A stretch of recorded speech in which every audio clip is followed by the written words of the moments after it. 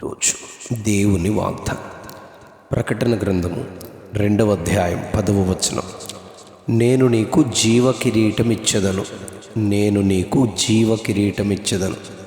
ఇదిగో మీరు శోధింపబడినట్లు అపవాది మీలో కొందరిని చెరలో వేయింపబోచున్నాడు.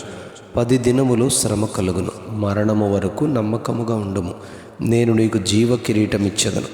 మానవ జీవితము ఆత్మ, ప్రాణము, శరీరముల కలయిక.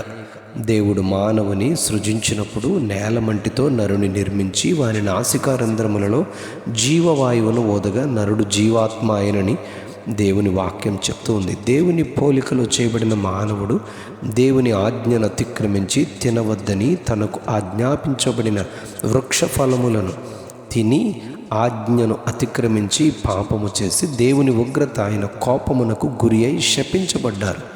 దేవుని మహిమను పోగొట్టుకున్నారు. నిశ్చయముగా చచ్చెదవని దేవుడు చెప్పినట్లే ఆత్మలో మరణించారు. దేవుడు ఆత్మలో మానవుని తిరిగి బ్రతికించుటకు ఆయనే శరీరధారిగా లోకమునకు కన్య మరియ గర్భము ద్వారా జన్మించి జీవించి ఎన్నో మహత్కార్యములు జరిగించి సూచక క్రియలను చేసి పాపములనున్న మానవ రక్షణ కొరకు యేసుక్రీస్తునందు విశ్వాసముంచిన నోటితో ఒప్పుకున్న హృదయమందు విశ్వసించినచో రక్షింపబడుదురని ఆయన సువార్తను ప్రకటించారు.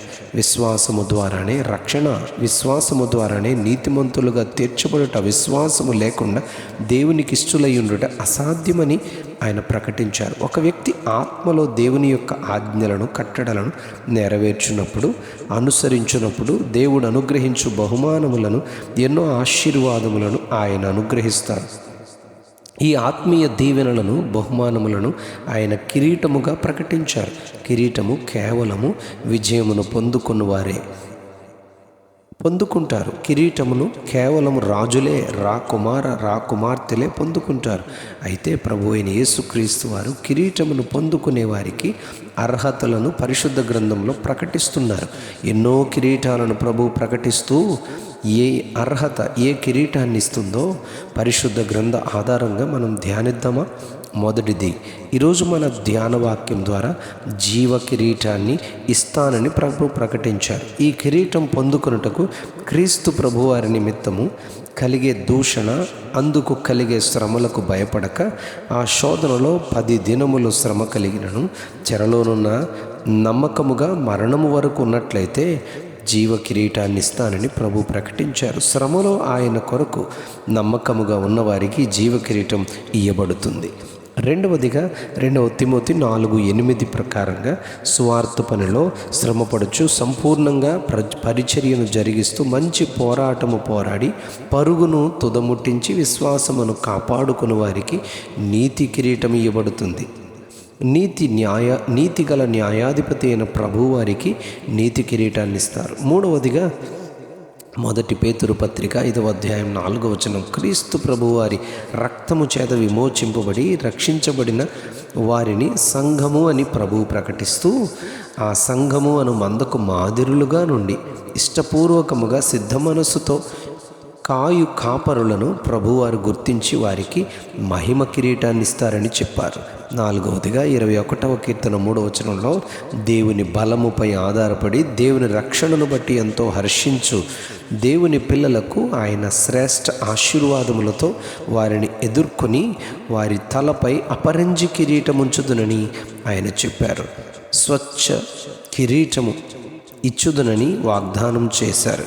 5వదిగా సామెతల గ్రంథం 4వ అధ్యాయం 9వ వచనం ప్రకారం దేవుని వాక్యము ద్వారా, ఆయన ఉపదేశము ద్వారా, ఆయన బోధ ద్వారా బుద్ధిని, జ్ఞానమును సంపాదించుకునే వారికి, జ్ఞానమును ప్రేమించే వారికి, గొప్ప చేసేవారికి, కౌగలించేవానికి ఆయన ప్రకాశమానమైన కిరీటం ఇచ్చుదునని చెప్పారు. 6వదిగా 1 కొరింథీ పత్రిక 9వ అధ్యాయం 25వ వచనం ప్రకారం నశించు ఆత్మలను రక్షించు పనిలో సువార్తను ప్రకటించు వారికి, మితముగానున్న వారికి ఆయన అక్షయ కిరీటం ఇచ్చేదనని చెప్పారు.